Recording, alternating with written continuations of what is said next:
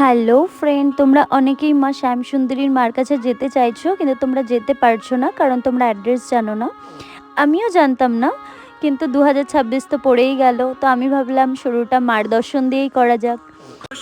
তোমরা অনেকেই শিয়ালদা থেকে কি করে যাবে জানো না, তো তুমি শিয়ালদায় চলে যাবে প্রথমে।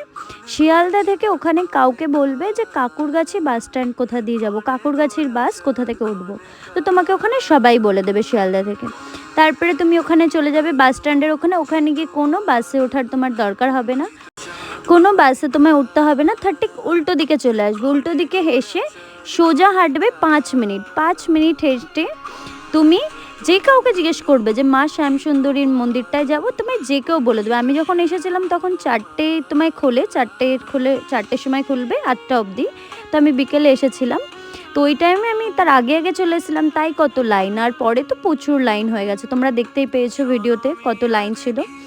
যখন ঢুকবে, এই যে দেখো এখানে বাধার আছে, এখানে ডালার মধ্যেই তোমাদের এই বাধারটা থাকবে, তো তোমরা ভেতরে কেউ নিয়ে যাবে না এটা। আর এখানে মোমবাতি ধূপকাঠি কেউ জ্বালাতে পারবে না, তো কেউ নিয়ে যাবে না মোমবাতি ধূপকাঠি।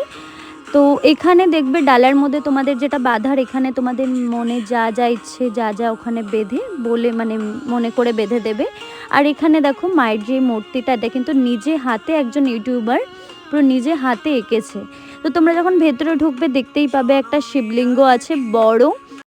তো নমস্কার করে তারপরে দেখো এই নরসিংহ যে ঠাকুরটা, এই ঠাকুরটাকে নমস্কার, তারপরে তোমরা মায়ের কাছে পৌঁছবে। মায়ের দর্শন দেখো, মাকে দেখে তো তোমার মন এমনিই ভালো হয়ে যাবে।